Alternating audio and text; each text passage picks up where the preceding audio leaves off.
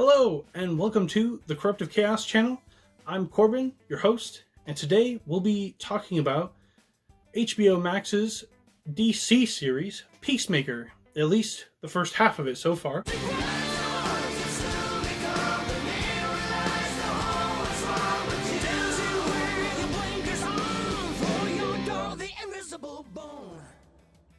So, for those of you unaware, Peacemaker is a spin-off series from James Gunn's The Suicide Squad film that came out last year in 2021. Besides Zack Snyder's Justice League, his cut of the film anyway, last year, The Suicide Squad was the only major big DCEU film to come out last year. And really, it was probably my favorite DC film yet. Of course, James Gunn is known for his output in the MCU. He's directed both of the Guardians of the Galaxy films, which I've thoroughly enjoyed. They call themselves the Guardians of the Galaxy. What a bunch of a-holes.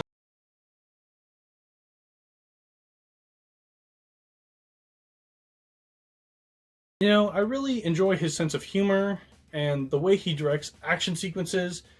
And the fact that he really loves these sort of obscure, quirky characters that the public at large really doesn't know.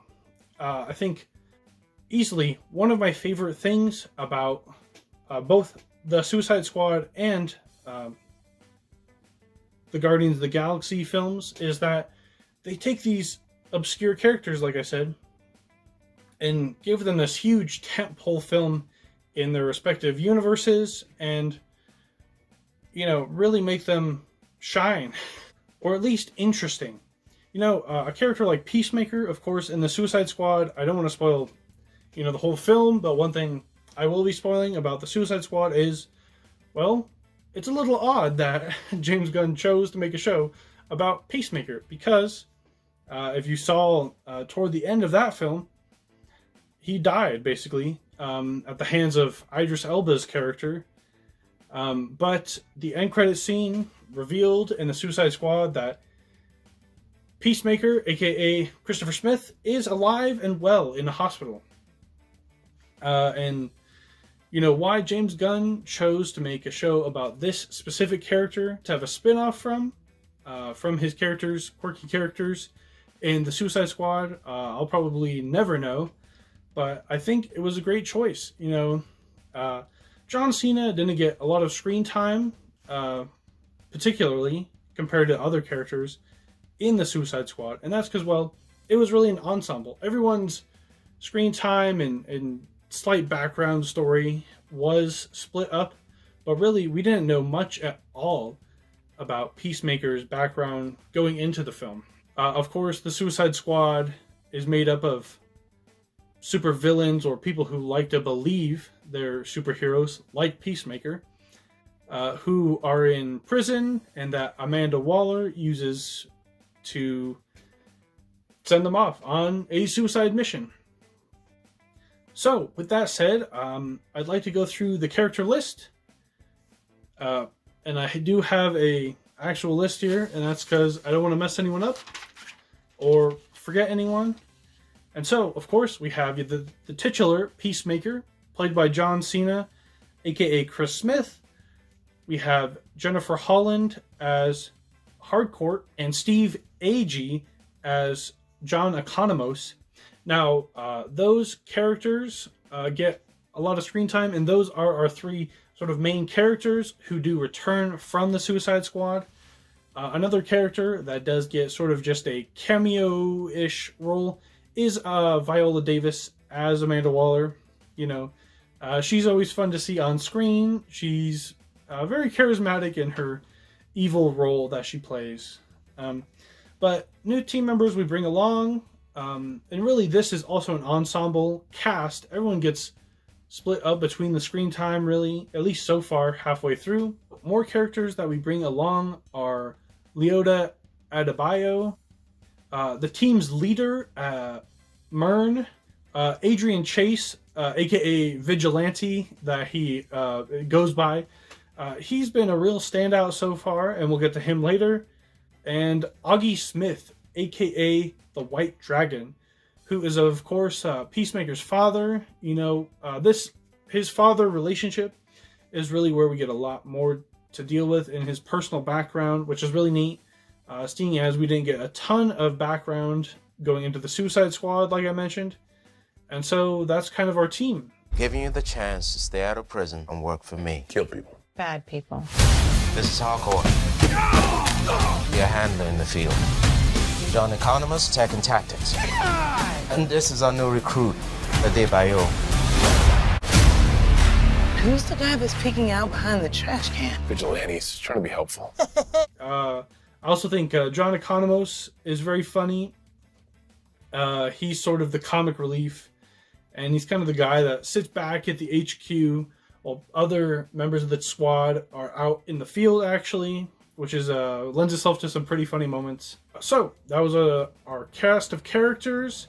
Now we can move on to sort of general impressions. So I'll get rid of this. As stated before, this is really James Gunn's spin-off series. He really seems to be the creative driving force of the show. I believe he's the showrunner, he's an executive producer, he wrote all 8 of the episodes, and he's directed 5 of the 8 episodes, which is really neat. You don't see many A-list directors coming down to make a series or direct series episodes even. They might direct a pilot, that's about it. But James Gunn seems to really enjoy this group of characters, or just enjoy quirky characters in general. And he seems to have a lot of fun with John Cena as Peacemaker, who is a very flawed. I never know whether to call him a superhero or villain. His motto is all about peace. No matter how many women, men, and children I have to kill, I'll preserve peace at all costs, which, is kind of ironic. John Cena's comedic timing in this is actually really surprising. I just sort of picture him still as this wrestler gone actor star who is maybe following in the footsteps of like a Dwayne Johnson or other big time wrestler stars like James Gunn has worked with before, in Dave Bautista as Drax that he put in Guardians of the Galaxy, who also has great comedic timing in those films. He seems to really know how to utilize these actors to make out the best of them. So for me, the first 3 episodes, which was the premiere that occurred last week, which included episodes 1 through 3, and then we got episode 4 this week, last Thursday. And so really, it seems to kind of going through its own arc right now. I can kind of see where things are going to go. I have no idea where it's going to end, that's for sure. But the first 3 episodes really seem dedicated to setting up our ensemble cast. We have a lot of characters to deal with. You sort of Myrn trying to keep everything together organizationally, and you have really cynical members like Hardcore and Economos who aren't really happy that Waller put them with Peacemaker in this new task force. Are you kidding me? Did this dipshit really show up in full cosplay mode? This is the guy Waller's giving us. I told you she's fucking us. She's not fucking us. Is that an eagle in his back seat? She's fucking us. And of course there's a reason for that. It's for helping out the task force in the Suicide Squad, which Amanda Waller, of course, didn't want the team led by Idris Elba's character to take on Starro the Destroyer, an absurd kaiju monster. But I don't want to dwell on that too much. I would love to do a review of the Suicide Squad.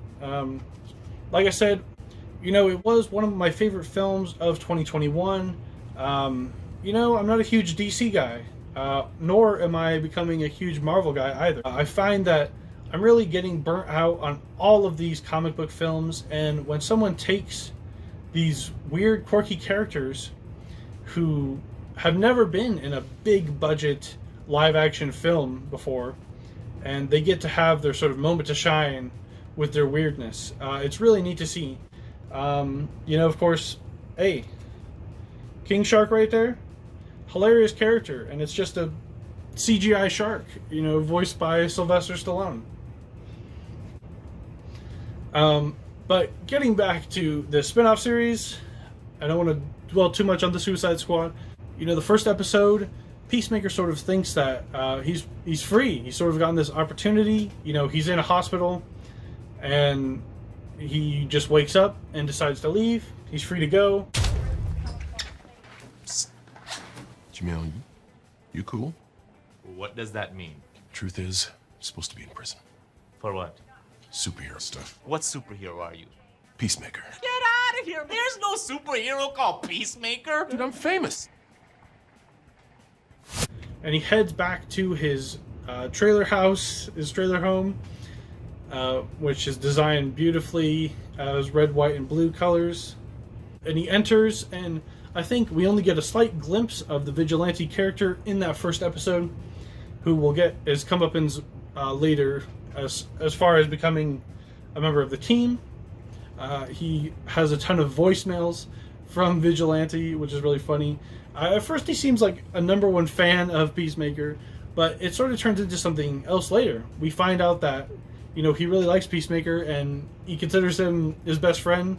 And Peacemaker's a bit reluctant, to say the least. But, starting things right off, you have all of those ensemble characters mentioned before show up at Peacemaker's house, and they give him the option. Either go back to prison under the watchful eye of Amanda Waller, or join the team, join this task force, and we'll go on these crazy, wacky missions inside of the US of A. So, continuing on with episode 1, Peacemaker is, of course, given that option, and then he decides to join the task force. But before he goes to their HQ, he sets out to go see his dad that he hasn't seen in 4 years. That's the timeline, apparently, we established. Hey, Dad. It's been kind of a rough go for me lately, Dad. You don't say. Somebody shot me, a building fell on me. You let somebody shoot you? It's not like I invited him to come shoot me, Dad. Pathetic. So he sets out to see Robert Patrick, aka Augie Smith, as his dad, who we established early on, I believe already in episode 1, that he is this supervillain or former supervillain, but he's been out of the game a long time, and he's just kind of living his old curmudgeon-y, racist, hateful lifestyle at home. And he definitely doesn't like his son, Peacemaker, Chris Smith, at all.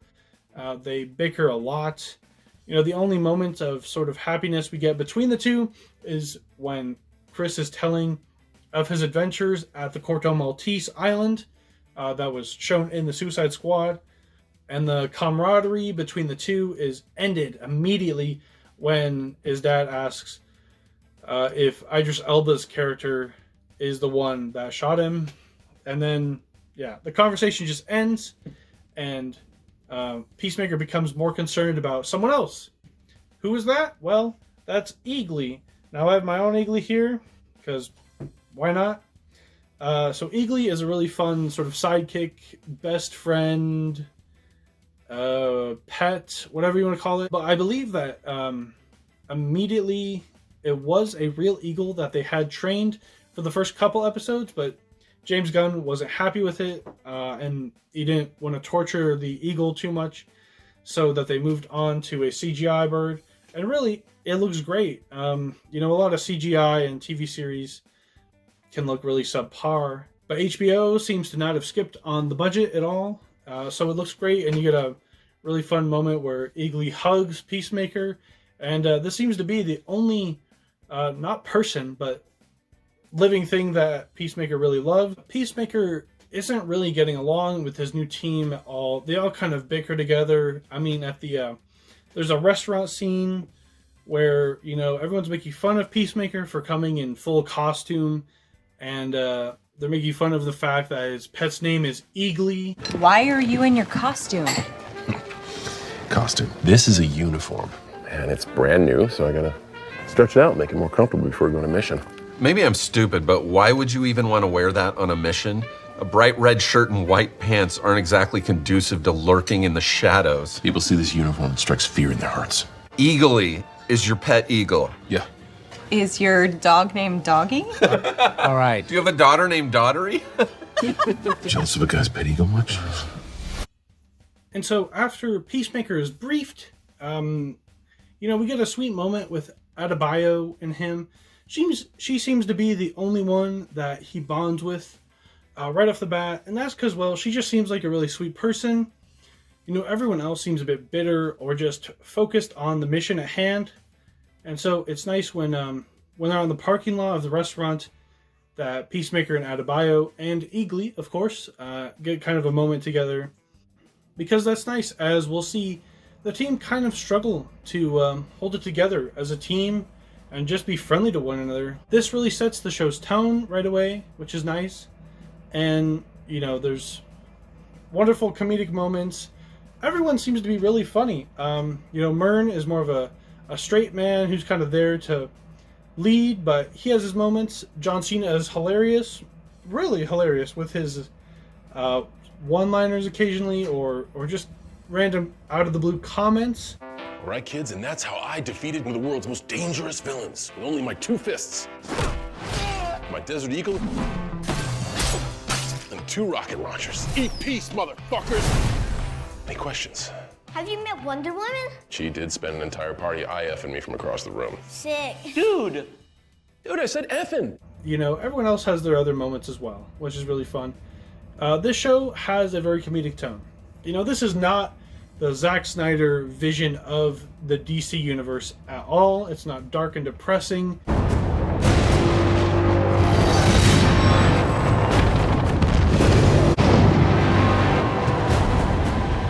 Tell me, do you bleed?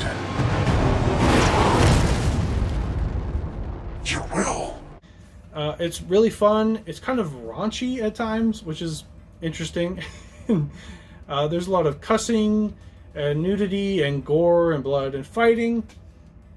This is entirely a hard R show. If it was the MPAA's ratings anyway. So a moment of difficulty between the members is when Peacemaker goes to meet Hardcourt at a bar. He totally follows her there, and she's not about it at all. So John Cena, as Peacemaker, goes to hook up with some random chick at a bar, and they go back to her place, and a really funny moment ensues where John Cena is singing and dancing in his tighty-whities that we saw back in the Suicide Squad, and we get this sort of mystery that Mern sets up about the butterflies, and we need to stop these butterflies. Which is funny because the project in the Suicide Squad was Project Starfish, and now we've moved on to butterflies. Whatever. And seemingly this lady that Peacemaker is hooked up with has turned into a butterfly. She's gained super speed and strength, and she's turned all orange. And it's not really clear what's controlling her at first. And really, Peacemaker is out of the blue for a lot of the episodes so far about what these butterflies are.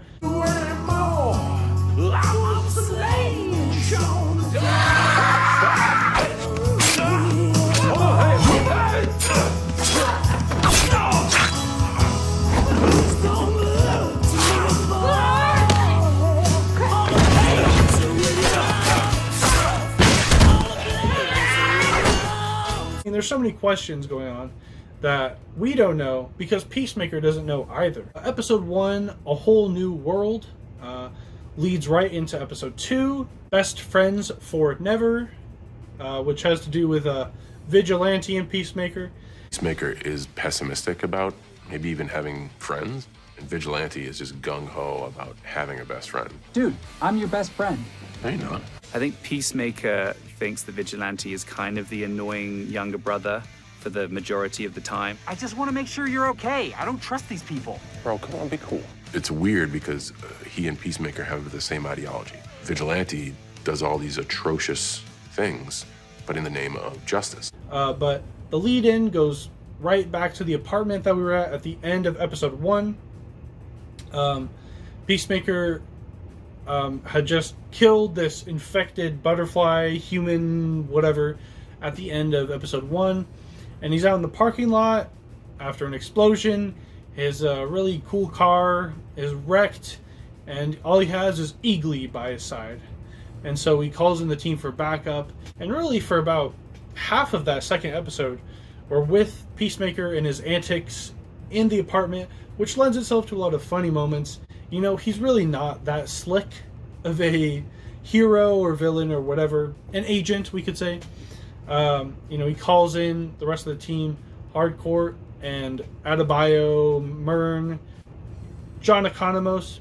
You know, Myrn and Economos are back at the HQ, while Hardcore and Adebayo are in a car outside of the apartment complex trying to help Peacemaker and get him out of trouble because the cops are there. And, you know, sort of a funny sequence ensues where the cops are trying to chase down Peacemaker because Peacemaker had to go back to get his clothes and to get the file, the briefing file that he got back at the restaurant from episode 1. And in the end, he is saved by Adebayo and Hardcore. You know, the whole team is seemingly mad at Peacemaker for getting himself into this situation in the first place, getting attacked by a butterfly and leaving this briefing folder with her. And the whole team likes him less. There's a bit more tension than there was even before with them. You know, the whole character dimensions are going through a bumpy road at this point. You know, Adebayo, like I said, kind of likes Peacemaker, and everyone kind of just gets along. All the characters usually give these snarky comments, which are funny. And another interesting part of episode 2 is that to get the police off of Peacemaker's tail, Myrn tells Economos to change the fingerprints and the car registration to someone else for Peacemaker's car out in the lot that's, you know, basically destroyed. And who does Economos choose, of all people? He chooses Peacemaker's father, Augie Smith. Dad, maybe I'm a grower, not a shower. What? An individual you don't like, and then you learn to like. You're comparing yourself to a chode. Not in a bad way. Later, that lands Augie Smith, aka the White Dragon, in jail.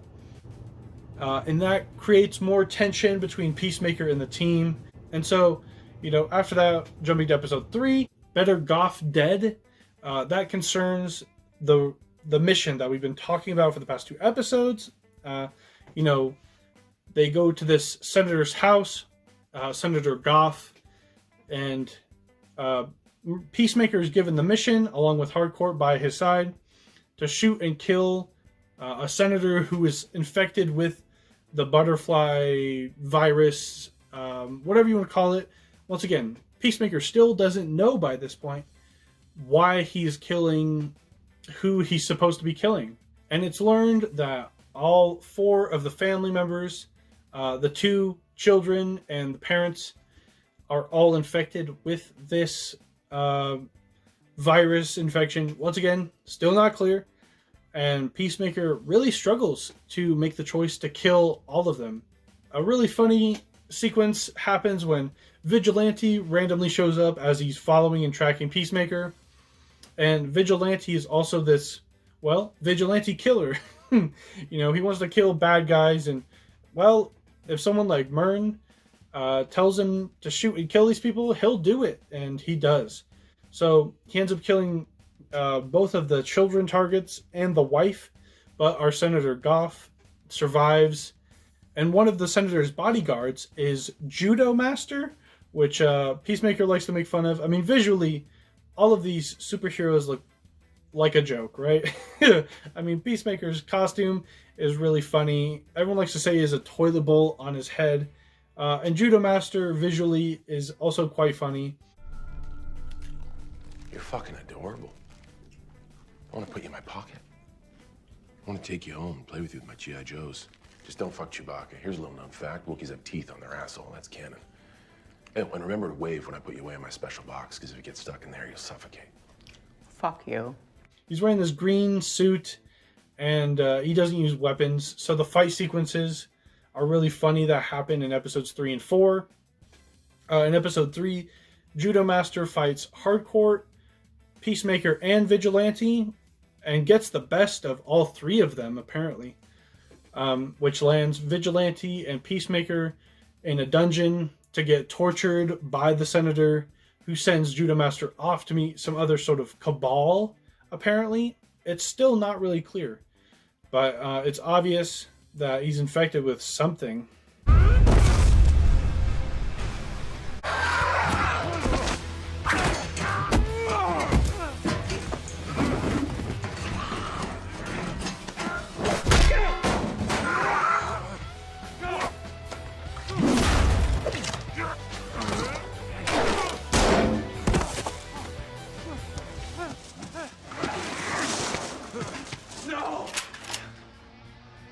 Peace out, motherfucker.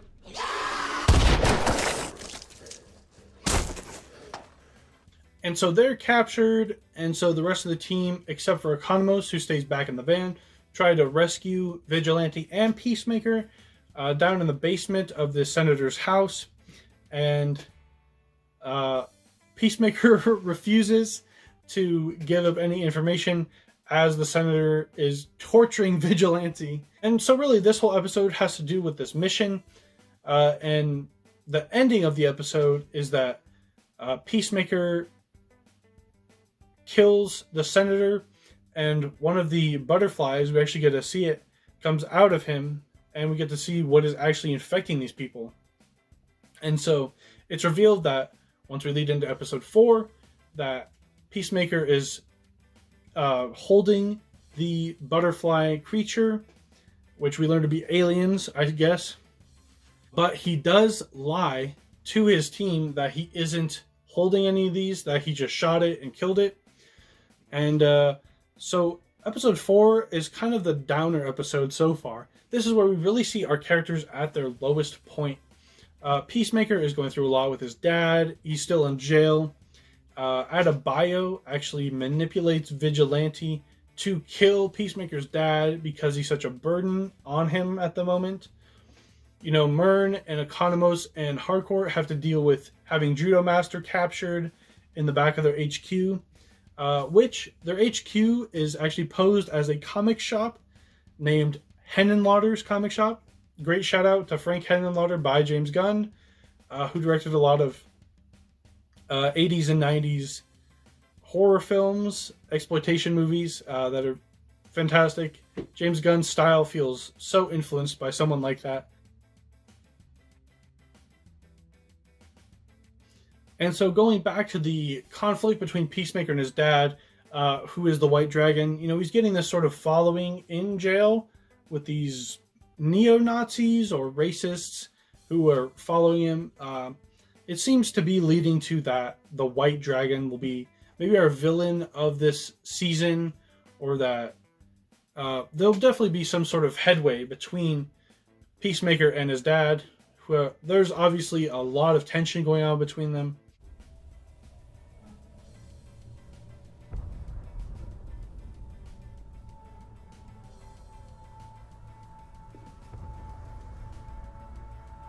There are gaps in the armor. What? Your dad's White Dragon costume, right? There are weak points where the cloth is.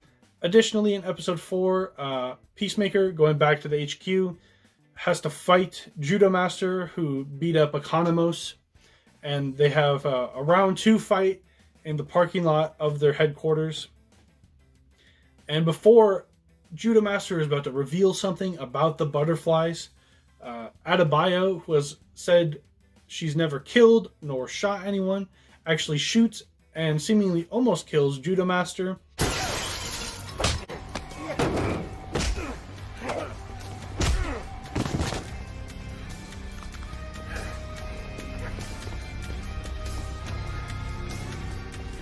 You have no idea.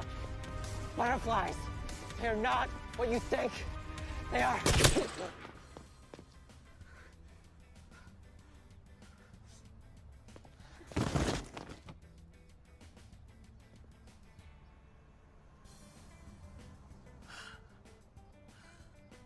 which seems to take a big toll on her. And the team is kind of failing, and they're not keeping things together, and they're not informing each other of what's going on. So that really hurts Myrn, who's trying to lead this group of misfits. And really, Economos and Harcourt, like I said earlier, really just don't want to be here. They're kind of mad at Amanda Waller for even assigning them to this task force and mission. And so this kind of gets us done with these 4 episodes. In terms of plot, I'd like to say that this show is great so far. The halfway point, at this point, up until this Thursday's episode, we're seeing these characters at a real low point that I mentioned. But, there's so much comedy throughout.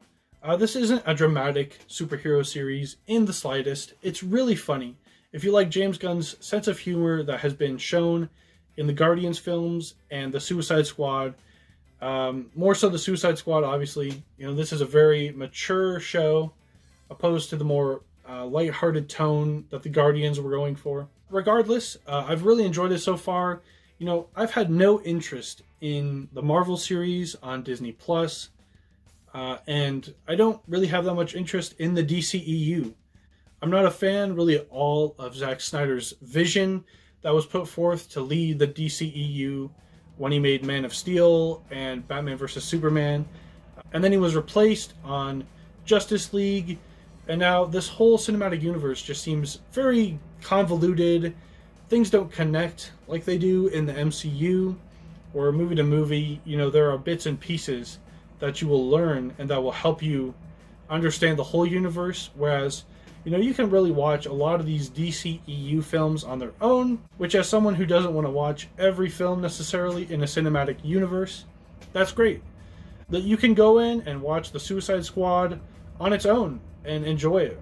Of course, Amanda Waller is in it, and a few other characters who are returning from 2016's Suicide Squad, directed by David Ayer, which has its own issues in terms of, him not getting final cut, Warner Bros. Really taking over the film and trying to take his dark vision and edit it more into a more quirky, Marvel-esque film, which I still haven't seen that one. So, let's get to some background on this series, shall we? So, James Gunn, this is his vision. It seems really led by this one guy instead of a really collaborative effort, which isn't to say a lot of people aren't contributing. They definitely are. But with that said, James Gunn directed 5 of the 8 episodes in this season. He wrote all 8 of the episodes. He's executive producing it. He's the showrunner on the series. Of course, he directed and wrote the Suicide Squad, so there's that connection. Apparently, James Gunn was just bored during the pandemic times in 2020, wrote these 8 episodes, not really knowing if he'd get a show greenlit or not, and here we are.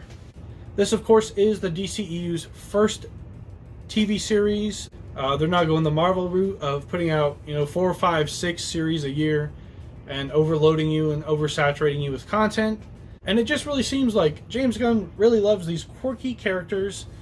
And as a real friendship with John Cena as Peacemaker, he was done with the Suicide Squad and he thought, and hey, in my free time, I'll just direct and write these episodes of Peacemaker if HBO Max and Warner Bros. Greenlights it. This is a hilarious show in my opinion. I think people who are looking for that dark, gritty vision of DC won't enjoy this. I think hardcore Snyderverse fans are not going to like this in the slightest. But as someone who likes James Gunn's previous work, shout out to Tromeo and Juliet, his first written feature. So, as I said, I don't think I'll be giving this show a rating, a number rating, but I would highly recommend it. Thanks for watching my review of the halfway point of the Peacemaker series. Be sure to tune in for another review, and I hope to be doing a review of the second half of Peacemaker, episodes 5 through 8, when the rest of the series is over. And thanks for watching, everyone, and say goodbye to Eagly.